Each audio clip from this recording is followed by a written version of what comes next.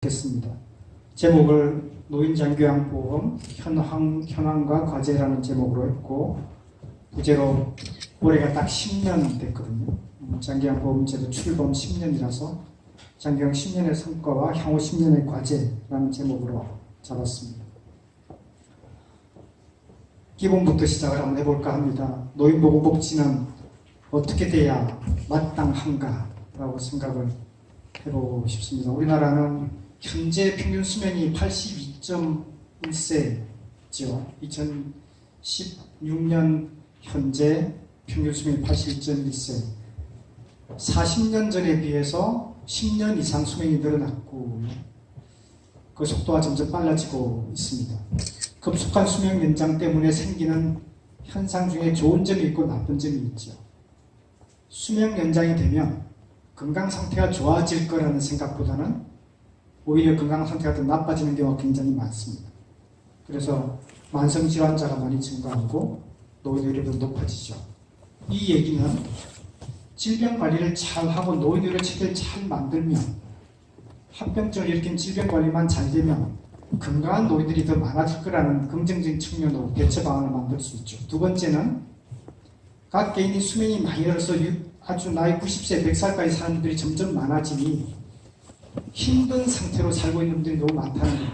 병을 앓고 있는 기간도 많아지고 합병증 앓는 분도 많고, 그래서 자꾸 들어눕는 분들이 많죠. 이걸 어떻게 막을 것인가? 어떻게 하면 허약한 노인들을 활발하게 만들 것이고 질병 때문에 생기는 합병증을 막아서 장기요양으로 넘어가지 않도록 할 것인가 굉장히 중요한 과제가 되고 좋은 대책이라고 할 수 있습니다. 세 번째는 국가적으로는 일할 사람이 줄어드는 경향이 크지요. 지금 평균 합계 출산율이 1보다 적어진 거 아시죠? 우리나라 출산율이 1보다 적다는 것은 정말 충격적인 일입니다. 인구가 유지되기 위해서는 2.2, 합계 출산이 2.1에서 2.3 정도 돼야 되거든요. 2명 남짓을 낳아야 유지가 되는데 지금 한 명이 채 안 된다. 평생 동안 여자들이 아기 낳는 숫자가 한 명이 채 안 된다는 얘기니까 정말 심각하죠. 그런 의미에 따라서 일할 사람이 줄어드는 게 굉장히 큰 문제라서 생산성이 저하되기 때문에 노인들을 얼마나 활발하게 해가지고 일자리를 가질 수 있게 하느냐 굉장히 중요한 과제가 될 수 있겠습니다. 이런 게 중요한 우리나라 고령화의 특징이고 과제라고 할 수 있고요. 그만큼 생애 주기별로 건강관리를 잘 해주고, 그래서 헬스 앤 액티브 에이징이라고 하는 목표를 달성하는 게 굉장히 중요하죠. 그렇습니다. 고령사의 건강관리 목표는 헬스 에이징입니다. 건강한 노화를 달성하자. 건강한 노화라는 말은 질병 없이 건강관리가 잘 돼 있어야 되고요. 기능이라고 하는 것은 얼마나 잘 움직이느냐, 활발하냐, 그 상태를 잘 유지하느냐가 중요해서 기능 상태를 잘 유지하는 것이고, 프레일티, 허약해서 제대로 걷지 못하고 힘없는 사람들을 얼마나 줄일 수 있는가가 굉장히 중요하고, 절대로 들어눕지 않도록 베드리든 상태가 되지 않도록 하는 게 굉장히 중요하고, 그래서 죽을 때까지 자기가 살던 지역에서 팔팔하게 죽을 때까지 살 수 있는 게 굉장히 중요하다. 그게 에이징 인 플레이스지. 그게 노인보건복지의 가장 큰 목표라고 할 수 있고요. 그게 좋아야 노인들의 삶의 질도 좋아질 수 있습니다. 그래서 헬스 에이징은, 또 액티브 에이징은 UN이나 WHO에서 선정한 고령사회의 가장 중요한 목표로 이미 지정되어 있고 선정되어 있습니다. 액티브 에이징, 자기가 살던 곳에서 사회활동을 충분히 하면서 건강하고 팔팔하게 살고 있는 액티브 에이징 인 플레이스라는 게 가장 중요한 노인보건복지의 목표이고 우리의 바람이다라고 할 수 있습니다. 여러분이 나이가 들면서 어떤 상태로 갈까요? 20대, 30대, 40대 별 병 없으시죠? 건강하게 지냅니다. 그렇지만 몸속에 병이 자라고 있습니다. 그 병이 어느 순간 탁 드러나게 되죠. 그게 대개 5, 60대에 드러납니다. 병이 잘 나으면 되지만 잘 안 낫고 만성으로 넘어가는 경우가 굉장히 많고요. 고혈압, 당뇨병 같은 많은 만성병들은 치료되지 않습니다. 그 병은 결국 합병증을 일으켜서 들어눕게 만들죠. 기능장애가 생겨서 장기요양이라는 시기를 반드시 겪게 되어 있습니다. 그리고 사망을 하게 되겠죠. 현재의 의료체계나 복지체계는 질병 진단이 되기까지는 아무것도 해주지 않습니다. 내 속에서 병이 탁 드러나기 전에는 사람들도 병원에 찾아가지 않고 아프기 전에는 병원을 찾아가지 않죠. 노력도 별로 하지 않습니다. 두 번째는 기능장애가 생겨서 뭔가 이제 못 움직이게 됐구나라는 상태가 되지 않으면 특별히 기능에 대한 회복을 도와줄 수 있는 그런 치료를 잘 받지 않습니다. 도움을 별로 안 받죠. 기능장애가 생기고 만성장기화로 넘어가게 될 때까지 아무 대책이 없죠. 이걸 얼마나 잘 막아서 이렇게 죽을 때까지 잘 살다가 딸깍 죽게 하느냐가 굉장히 중요한 과제가 되겠습니다. 우리나라에서 현재 이루어지지 못하고 있는 4가지 핵심 과제가 그래서 여기서 도출됩니다. 첫 번째는 예방 프로그램이 별로 없어요. 그냥 교육만 하죠. 담배 피우면 안 됩니다. 술 많이 마시면 안 되고요. 운동 열심히 하십시오. 몸에 좋은 음식은 이런 것들입니다. 그런 내용을 수없이 의사들도 얘기하고 방송에 떠들긴 하지만 실제로 내가 어떻게 될지 프로그램을 직접 접할 수 있는 기회는 없죠. 그런 프로그램이 마땅치 않습니다. 건강증진 프로그램이 약하죠. 또 의료보험에서 커버해 주지도 않고요. 그래서 다 비싼 돈 들여서 건강식품 사 먹고 돈 들여서 헬스센터 가서 운동을 하게 되고 그런 문제점이 생기죠. 두 번째는요. 여러분이 노인이라고 생각하십시오. 그러면 대개 몸속에 고혈압 이미 가지고 있고요. 당뇨병도 있는 사람이 있습니다. 관절염은 당연히 있죠. 인지기능도 떨어져서 정신도 오락가락합니다. 합병증 된 중풍기도 조금 있습니다. 그런 복합질환이 있으면 어디 가서 치료받습니까? 어디 가서 치료받을까요? 병원에 가시면 몇 군데 접수를 하게 되죠. 고혈압이 있으니까 순환기내과 접수를 하게 되겠죠. 관절이 아프니까 정형외과 접수하게 되겠죠. 정신이 오락가락하니까 신경과나 정신과 가서 치매 아닌지 혹시 궁금하게 되겠죠. 몇 군데를 접수하게 됩니까? 돈을 수없이 많이 접수하고 새로운 각자 다른 의사들을 만나서 치료를 받게 될 겁니다. 복합질환을 치료하고 있는 노인병 치료 의료 시스템이 거의 없죠. 고쳐야 되는 것 중에 하나. 네 번째는 치료 끝났습니다. 퇴원하십시오. 라는 얘기를 들을 때 나는 의사는 치료가 끝났다는데 나의 몸은 원활치 않아요. 그럴 때 어떻게 합니까? 그냥 병원에서는 빨리 퇴원하십시오. 집에 가십시오. 그러지만 집에 갈 처지는 아직 안 돼요. 그럴 만큼 회복이 안 된 것 같습니다. 그런데도 쫓겨나게 돼 있죠. 그게 노쇠 상태거든요. 마지막으로 말기 상태에 들어갈 때 존엄사 대응을 하는 말기 의료도 최근 생기기 시작해서 많이 부족하죠. 이게 공백 상태에 있는 시스템, 이걸 얼마나 잘 관리하느가 굉장히 중요하죠. 오늘은 특히 이 노란 부분 장기요양에 대해서 좀 더 집중적으로 보겠습니다. 우리나라 장기요양 보험은 10년이 됐습니다. 장기요양 보험이라고 하는 것은 고령이나 노인성 질병 등의 사유로 일상생활을 잘 못하는 소양하기 어려운 노인들 대상으로 신체활동 또는 가사활동을 지원해서 건강증진, 생활안정을 도모하고 그 가족의 부담을 들어준다라고 하는 게 목표로 되어 있는 노인장기요양보험법 제1조에 이렇게 규정되어 있습니다. 장기요양급여란 6개월 동안 혼자서 일상생활 어려운 사람들을 도와주는 것들이고요. 현재 요양 대상자 선정은 여러분들은 아직 신청 안 해봐서 모르겠지만 혹시 부모님이나 어르신들이 있는 부분에서는 이런 걸 신청을 해봤겠죠. 신청하면 장기요양 신청을 국민건강보험공단에 신청을 하면 거기서 직원이 나와서 인정조사를 하고요. 상태가 어떤지 보고 질병이 혹시 있다면 의사 소견서를 같이 받아서 제출하고 그러면 조사한 다음에 당신은 1등급입니다. 당신은 3등급입니다. 당신은 등급 외입니다. 라고 판정을 받게 됩니다. 그래서 1등급을 받으면 뭐 점수를 이렇게 계산해서 당신은 정말 중하시군요. 1등급입니다. 당신은 별로 뭐 심하지 않군요. 경증입니다. 그러면 4등급을 받게 되고 이런 평가를 받게 되지요. 평가를 받고 1등급, 2등급, 3등급을 받으면 1등급에서 3등급까지는 시설급여를 받을 수 있습니다. 입소할 수 있죠. 요양원에 들어갈 자격이 되죠. 그래서 1, 2, 3등급은 시설에 들어가서 받고 4, 5, 5등급 같은 경우는 3등급도 대부분 포함되지만 재가급여, 방문요양, 방문목욕, 방문간호, 주야간 보호 등을 비롯한 재가 서비스를 받게 됩니다.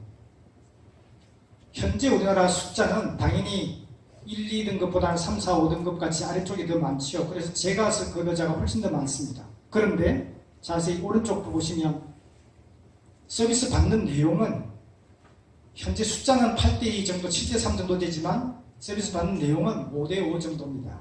그게 무슨 말입니까? 재가급여를 받는 사람들이 훨씬 더 많은데 재가급여가 충분히 잘 되지 않아서 시설에만 치중하고 있다라는 말하고 똑같은 얘기죠.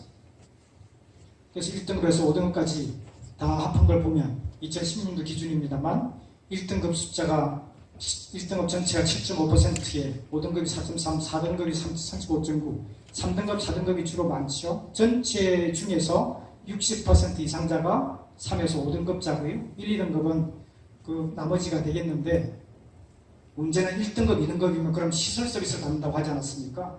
시설에 그러면 1등급, 2등급이 다 들어가 있어야 되겠네요. 그런데 극히 숫자가 적습니다. 1등급, 2등급이라 시설에 들어가서 서비스를 받아야 되는 사람임에도 불구하고 안 들어가요. 그분들이 상당수가 어디가 있습니까? 요양병원에 있는 경우가 참 많고 또 집에서 남아있는 경우도 많습니다. 그건 왜 그럴까요? 시설 서비스가 무슨 문제가 있습니까? 왜 서비스가 충분히 잘 되는데 안 들어갈까요? 시설 서비스 급여의 질이 너무 떨어진다. 그런 걸 추정할 수 있고요. 두 번째는 1등급, 2등급 중환 환자들이 주로 요양병원에 가 있습니다. 요양병원은 장기요양 서비스를 받지 못하게 돼 있는 지역입니다. 구역입니다. 거기에 많이 들어가 있죠. 그 얘기는 질병이 많은 사람들이 1, 2등급이 많은데 장기요양으로 가버리면 질병에 대한 서비스는 질병관리 서비스는 거의 받지 못한다. 그런 의미를 다른 식으로 해석할 수 있죠. 그게 고쳐져야 되는 부분 중에 하나라고 할 수 있습니다. 향후 지난 10년을 돌아보고 향후 발전 방향을 한번 모색해 보겠습니다. 장기요양 기본 개념을 다시 한번 설명드릴게요. 롱텀 케어, 장기요양이라고 하는 것은 노화든 만성질환이든 심신손상이든 활동력이든 혼자 살기 어려우면 혼자 살 수 있도록 도와주는 프로그램이라고 생각하시면 좋겠고요. 거기에는 건강관리 서비스도 포함이 되고 수발하는 서비스도 포함이 되는 게 답이죠. 그게 교과서에 제한되어 있는 장기요양의 가장 기본적인 개념입니다. 우리나라는요. 이렇게 장기요양이라는 게 자립지원 지향이고 혼자 살 수 있도록 자기가 살던 집에서 비록 기능장애가 생겼다고 하더라도 살 수 있도록 도와주는 것. 두 번째는 그 사람한테 어떤 문제가 있는지 찾아내서 그 수요를 잘 보충해 주는 것들이 굉장히 좋은 방법이고 끝까지 망하지 않고 잘 살아 있어야 되는 부분이 장기요양 보험 서비스인데 전체의 흐름을 잘 볼 때 잘 기능을 잘 해서 장기요양이 들어가지 않도록 성공화 잘 하고 질병이 생겼을 때 급성기 병원에서 치료를 잘 받고 집으로 빨리 돌아오고 그래야 되지만 문제점이 남았을 때 또는 장기적인 프로블럼이 생겼을 때 이 흐름이 자꾸 단절되는 게 우리나라의 가장 큰 문제점이죠. 장기요양은 저 부분에 해당되는 사람들이 주로 서비스를 받아야 되는 부분입니다. 치료 끝나고요. 중풍치료 끝나고 비록 반신마비가 좀 와 있지만 이제 집에 가서 잘 처리받으면 괜찮겠어요 라고 하는 사람들부터 장기요양 서비스 받아야겠죠.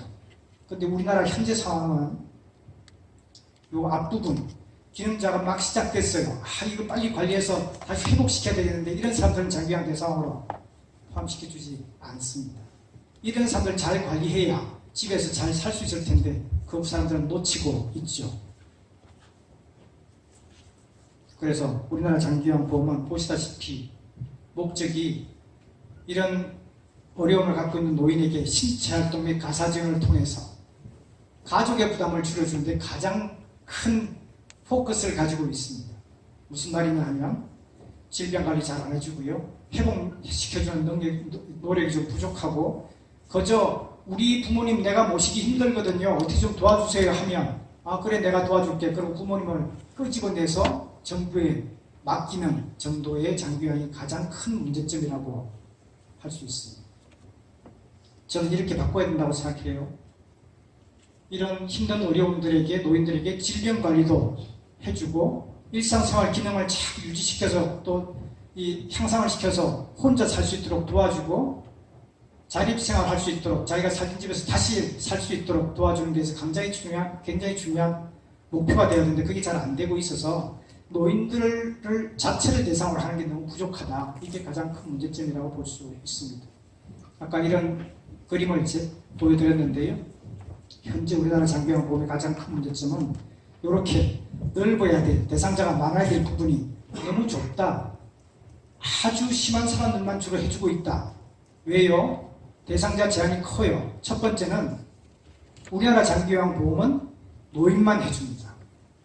혹시 여러분 중에 자동차 사고를 당해서 아니면 뇌 손상을 당해서 집안에 하반신 불구가 돼서 살고 있는 20대, 30대, 40대 사람이 혹시 있습니까?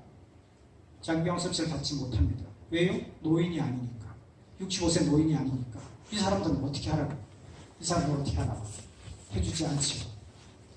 비노인은 해당되지 않다. 중증 기능장애 우선으로 되어 있다. 시설 입소에, 그래서 중증이니까 1등급, 2등급 해가지고 저기 가서 그냥 거기 가서 사세요. 죽을 때까지 라고 하는 시설 입소에 주로 치중되어 있죠. 그러니 요양 서비스나 재가 서비스가 부족해지죠. 두 번째는요, 질병과 장기요양 서비스가 분리되어 있습니다. 우리나라는 그 분리하는 걸 원칙으로 하고 있습니다. 그 얘기는 의사는 관여하지 못해요. 장기요양에 관여하지 못합니다.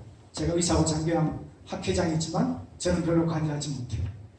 통합된 서비스는 부족하다. 그러니 시설에 치매든 중풍이든 마비가 돼서 대소변 받아내고 시설에 가 있는 사람이 병원 네가 알아서 병원 가가지고 약 받아 먹고 계속 치료 받으세요 라고 하는 거죠. 움직이지도 못한 사람들한테. 그것은 맨날 저한테 보호자들이 와요. 약 그대로 주세요. 한 달마다, 두 달마다, 세 달마다 와서 약 타가지고 가서 나는 그 환자를 보지도 못했어요. 약만 그냥 그대로 주세요. 그리고 치료받고 있죠. 간혹 휠체어 태워가지고 데려옵니다. 그 어려운 노인들을 데리고 요양원에 있는 사람들을 휠체어 태워서 저한테 와서 한번 보여주고 약 받고 가지요. 이렇게 힘들게 비질병 치료를 받고 있는 게 문제점이죠. 의료와 요양이 연계가 잘 되지 않는다라고 하는 거죠. 세 번째는 요 앞에 있는 사람들, 막 이제 나빠지고 있는 사람들을 미리 찾아가지고 좀 막아주는 예방 서비스가 참 부족하다라고 하는 거죠. 자립 강화 서비스가 돼야 되는데 그게 부족해서 지역사회에서 활발하게 지금 이제 올해부터 커뮤니티 케어라고 좀 고치려고 노력하고 있습니다만 재가 서비스를 활성화시켜야 되는데 그게 잘 안 되고 있다라는 문제점이 크게 보면 이런 문제점들이 있습니다. 짧게 볼까요? 대상자를 늘려야 되겠습니다. 노인을 떼고 장기요양으로 가자 하는 게 굉장히 중요하죠. 비노인도 필요하다라는 게 필요하고요. 두 번째는 장기요양 중에서 너무 점수를 세세하게 따지지 말고 좀 점수가 덜 되더라도 필요하다면 열심히 좀 도와줘서 장기요양에 포함시켜서 좀 해줬으면 좋겠다. 점수가 안 돼서 떨어졌어요 라고 하는 그 수능 탈락자들을 어떻게 관리할 거냐 굉장히 중요한데 그에 대한 대책이 부족하지요. 그런 프로그램이 너무 부족하다는 거예요. 그래서 점수를 자꾸 좀 하향시키고, 물론 정부에서 점점 하향시키고 있습니다. 근데 하향시켜서 포함하면, 이제 당신은 작년에는 점수가 55점이라서, 아니 45점이라서 탈락됐는데 지금은 이제 해줄게요. 라고 점수 이제 올려서 해줬어요. 그러면 나한테 뭐 해주는 게 있어야 될 거 아닙니까? 합격을 시켰으니, 장기요양에 들어갈 수 있게 해줬으니, 뭐 해주는 게 있어야 되는데, 해주는 게 없습니다. 해줄 수 있는 프로그램이 없죠. 지역사회에서. 이걸 어떻게 해줄 것인가 하는 게 중요한 문제라서 민간에서 꼭 이런 프로그램을 만들어서 해주는 게 굉장히 중요한 시기가 됐습니다. 일본 연장분들이 오셨는데요. 우리나라 노인이 아닌 사람들도 장기요양 서비스를 받을 수 있다라고 정부에서는 얘기하고 있습니다. 어떤 경우 요 질병들, 21개의 질병을 가진 사람들은 나이 40살이라도 장기요양 서비스를 받을 수 있어요. 21개 질환이고 일본은요 10개 정도밖에 안 됩니까? 한 10몇 개 정도 되네요. 일본보다 훨씬 더 병이 많아서 더 좋습니까? 가만히 병을 보십시오. 제가 맨날 복잡하게 주장하고 있는데 일본은 나이 65세 안 돼도 조기 치매인 사람들은 해줘요. 우리는 치매를 해줍니다. 어떤 경우? 알츠하이머 치매인 경우, 혈관성 치매인 경우, 달리 분류된 치매인 경우, 상세불명의 치매인 경우, 알츠하이머 병이요. 다 치매입니다. 그렇죠? 일본은 요거를 조기 치매 한마디로 해놨는데 그걸 우리는 쫙 벌려서 5가지 질병이나 해줘요. 이렇게 얘기하고 있어요. 그 다음 병을 보십시오. 지주막 가출혈, 뇌내출혈, 뇌경색증 뭐 이렇게 쭉 있습니다. 그게 다 뭐죠? 뇌혈관 질환입니다. 그냥 한마디로 얘기하면 뇌혈관 질환이죠. 중풍이라고 하는 그걸 잔뜩 늘어났네요. 일본에서 뭐라고 했어요? 뇌혈관 질환 하나로 해놨죠. 무슨 말입니까? 일본에서는 10몇 개 질환이 있는 대상들을 다 포함시켜서 장기요양 해주는데 우린 딸랑 3가지, 4가지 질병만 해주고 있어서 그래서 아까 교통사고 환자, 무슨 가스를 맞춰서 뇌성마비가 와가지고 뇌 손상을 받아서 못 움직이는 사람 아무도 장기간 서비스 받을 수 없습니다. 질병에 해당되지 않기 때문에.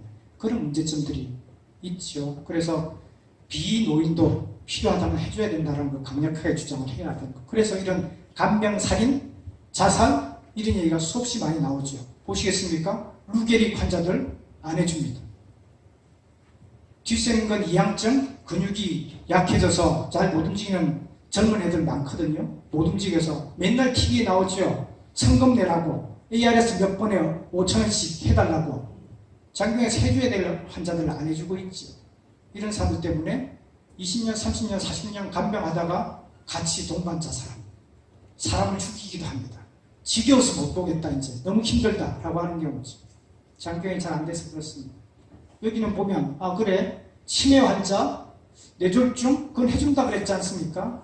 해주는 게 뭐죠? 제가스를 해주는데 제발 와서 하루에 10시간, 12시간 좀 해줬으면 좋겠어. 나 힘들어 지쳤는데 근데 딸랑 해주는 게 뭐 4시간, 2시간에서 많아 6시간 정도 와서 해주는 거에 국한돼 있으니까 나머지 일을 못 견디는 거죠. 그걸 20년, 30년, 10년 해본다고 생각하십시오.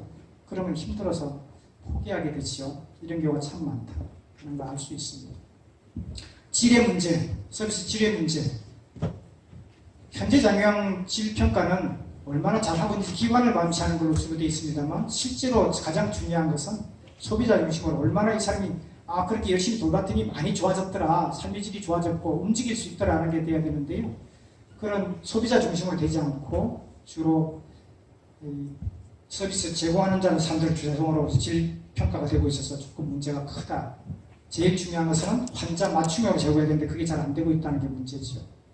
저는 가급적인 질이 향상되려면 보건의료 복지가 연계가 돼서 통합 서비스 해주는 게 좋고 여러 인력이 협심해서 취해주는 게 좋고 가급적이면 노인 환자들이 아무 때나 가서 상담받고 평가받고 서비스가 당신은 이런 서비스가 필요하군요라는 설명을 듣고 그런 서비스를 받고 하는 게 좋죠. 그래서 지역사회에서 그런 한 포커스 포인트 오브 엔트리 탁 가면 아무 때나 탁 가면 어디 한 군데 가면 쫙 알아서 해주는 게 있어야 되는데 우리 노인들은 그렇지 못해요.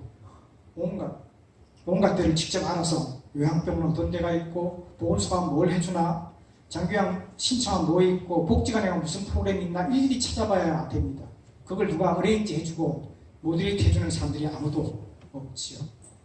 동그라미 친 거는 장기경에서 해주는 프로그램이고요. 나머지는 장기경하고 상관없는 프로그램들입니다.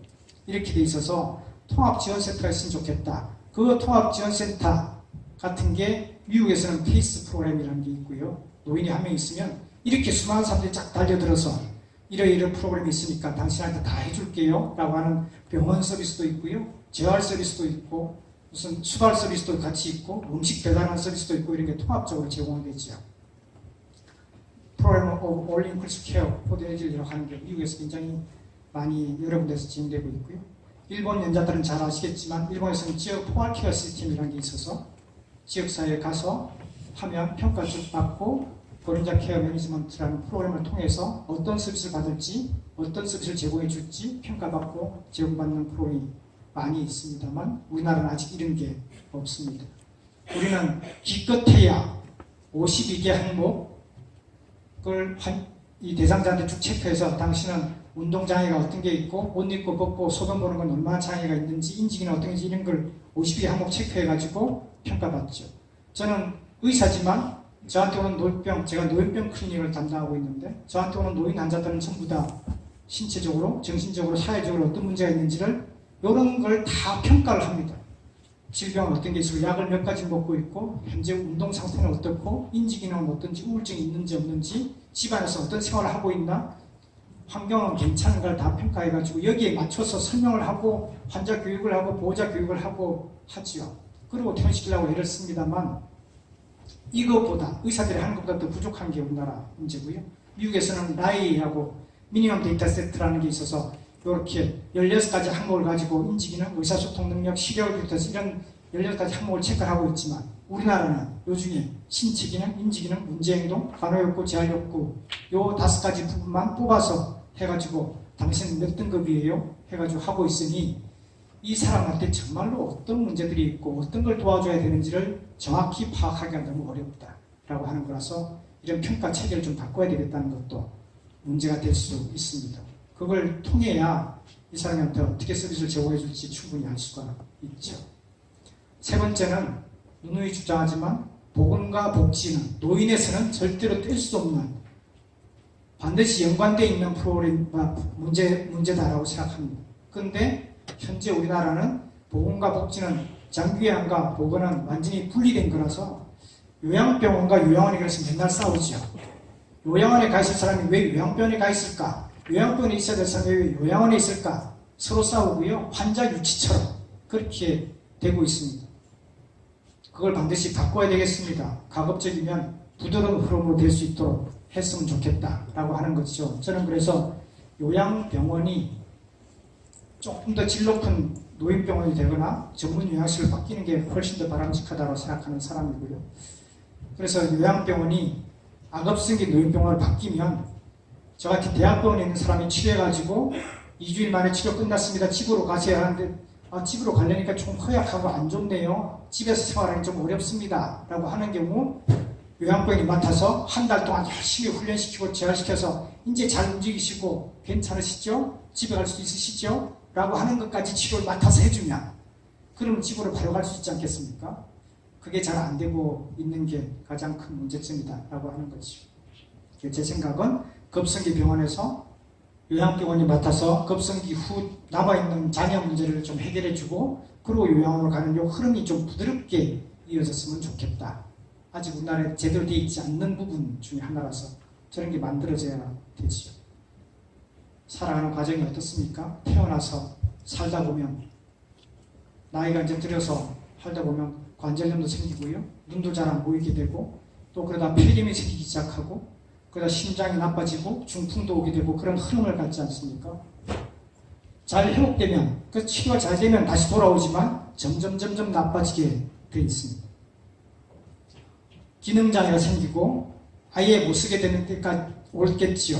이 부분들의 초기 단계에 빨리 회복을 시키는 게 굉장히 중요하죠.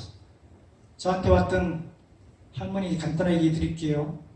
84세 여자 환자분인데요. 오른쪽 고관 넘어져서 오른쪽 고관절 넘어지면 여기 고관절 골절이 생기죠. 노인들은 고관절 골절이 생기면 꼼짝도 못하고 평생 들어오고 있다가 6개월 내지 2년 내에 사망하게 되어 있습니다. 그래서 무조건 수술합니다. 나이 90이라도 고관절 골절이 생기면 나이 95세라도 고관절 골절이 생겼다면 혹시 나이가 100살이라도 고관절 골절이 생기면 무조건 수술합니다. 수술해서 다시 뼈를 붙여놓는 게 답이죠. 아이고 나이 90세인 분은 어떻게 수술하냐고? 괜찮습니다. 잘 수술 견디시고 반드시 이겨내게 돼 있죠. 이분은 치매도 있으시고요. 고혈압도 있고 요실금도 있어요. 처음에 들어왔을 때 꼼짝도 못하고 아파서 쩔쩔매던 분이죠. 봤더니 고관절 골절이 오른쪽 히프에 있습니다. 수술했습니다. 치료 끝났죠. 치료해가지고 열심히 해서 3주쯤 지났을 때 저렇게 이제 걸을 수 있게 됐습니다. 이제 집에 가도 되잖아요. 얼마나 좋아졌겠습니까? 저렇게 간신히 걸을 수 있는 상태입니다. 한 2, 3주 지나서. 그냥 가시면 아프다고 또 누가 도와줄 사람이 없으니 다시 들어눕게 돼 있어요. 열심히 교육합니다. 절대로 운동을 게을리하지 마시고 보호자들 열심히 움직이게 해주고 걷게 해주고 하세요. 라고 설명하고 보냅니다. 해피엔딩으로 끝났을까요? 저한테 수술하고 안 왔습니다. 끝나고 나서 안 왔습니다.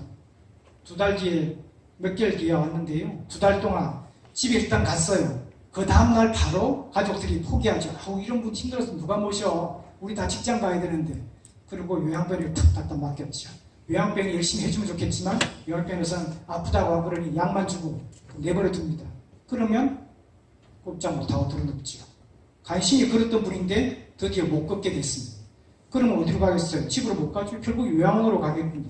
요양원으로 가서 지금 저한테 새로 왔을 때는 휠체어 타고 다 주고 가고 그러고 왔습니다. 열심히 치료했는데 이 모양 이 꼴이 됐군요. 이걸 어떻게 하면 좋을까요? 트랜지셔널 케어. 병원에서 그 다음으로 넘어갈 때 어떤 계획을 세우고 어떻게 하면 좋아질지, 요양병원에 갔다가 어떻게 하면 집으로 가서 잘 살 수 있을지, 이런 트랜지션 전환이 잘 돼야 되는데 그게 잘 안 되는 거죠. 전문가도 없습니다. 이 문제점을 고쳐야죠. 얼마나 지역사회 있던 사람이 가는 데까지 흐름이 부드러운가가 굉장히 중요하다고 하는 거죠. 마지막으로 요양예방서 지역사회에서 우리 흔히 커뮤니티 키러라고 얘기하는 건강한 노인이 있고, 저기 손호덕 박사님께서 그림인데, 건강한 노인이 있고, 질병 있는 노인이 있고, 허약한 분들이 있고, 아주 허약한 노인이 있을 겁니다. 이게 크게 네 개로 나온다면, 우리가 집중적으로 해줘야 될 것은 의사는 질병 부유한 두 번째 칸이고요. 세 번째는 보건과 복지가 함께 합심해서 고쳐야 될 부분들. 영양관리도 잘해야 되고, 운동도 열심히 시켜야 되고, 질병은 질병대로 치료해야 되고, 낙상 예방, 치매 예방 프로그램이 적극적으로 진행돼야 되는 노쇠 노인, 프레일 엘들이라고 하는 부분입니다. 이 사람들을 어떻게 관리하는가가 굉장히 중요하죠. 저는 그래서 지역사회 노인들한테는 이런 걸 잘 체크해가지고 질병 관리에 잘 되고 있는가, 술, 담배 안 하시나, 운동을 얼마나 하시는지, 일상생활 기능은 괜찮은가, 낙상은 안 당했나, 치매가 생기고 있나 없나, 우울증이 있나 이런 걸 해서 만약에 문제가 있다 그러면 이런 지역사회의 질환관리, 노인운동, 영양관리, 사회활동관리, 인지능력 향상이라는 프로그램 만들어 놓고 그 프로그램에 계속 집어넣는 거죠. 그러면 훨씬 더 잘 예방이 될 거다라고 하는 이런 것들은 현재 안 이루어지고 있습니다. 제일 끝으로 꼭 필요한 게 뭐냐면 그래도 우리는 늙습니다. 그죠? 여러분도 아마 100살까지는 사시겠죠? 나이 90세 넘어서부터는 아무리 여러분이 건강관리를 잘해도 움직이기 힘들어요. 그럴 때는 내가 살던 지역에 살고 있는 게 제일 좋지만 포기하십시오. 가야 되는 부분이 어딜까요? 내가 아파트같이 살고 있는데 매일 간호사가 와서 혈압도 재주고 건강 괜찮은지 살펴주고 무슨 병 생긴 건 없는지 우울증이 괜찮은가 잠은 잘 주무시나 확인해보고 하는 그런 아파트가 있으면 얼마나 좋을까. 내가 살고 있는 아파트에 사무실에 간호사와 복지사가 항상 상주해 있으면서 내가 어디 아프면 가서 상의받을 수 있고 혹시 의사가 좀 왕진해 줄 수 없을까? 그러면 의사가 쪼르륵 달려와서 왕진해주고 하는 시설이 있었으면 좋겠습니다. 그게 중간 단계 에이지 프렌들리 어시스티드 리빙 퍼실리티 앞으로 굉장히 많아질 거고요. 현재 없습니다. 그런 걸 빨리 만들어야 되겠다라고 하는 게 마지막 제안입니다. 결론입니다. 향후 방향은 장기화 몸쓰는 기본 이념에 철저하게 부합되게 움직여야 되는데 아직은 여전히 그렇지 못한 부분이 너무 많다. 목표가 그냥 수발해주는 정도에 그치지 자립생활의 목적이 맞지 않고요. 형평성이 많이 부족해서 아직도 많은 사람이 장기화에 들어가지 못하고 고통받는 사람들이 많다. 대상자 중심으로 좀 돼야 되는데 제공자 중심으로 너무 제공이 되고 있다는 것. 지금 현재로 가면 돈 없어서 망할 가능성이 커서 작년부터 적자를 보고 있거든요. 새로운 재정을 올려야 되는데 이거를 어떻게 분배를 새로 해야 될지 그래서 오늘같이 민간이 어떻게 들어와서 도와줄 수 있는지를 확인해보는 고민들이 필요할 때가 됐습니다. 인력 문제, 재정 문제, 프로그램을 다양화하는 문제들은 공적인 장기화 속에서는 충분히 커버할 수 없다. 너무 많은 인력과 너무 많은 돈이 들기 때문에 그렇습니다. 이거를 민간과 공공이 협력해서 해결할 수 있는 방법이 없을까를 고민할 단계가 지금 아닌가 싶은 생각으로 말씀드렸습니다. 고맙습니다.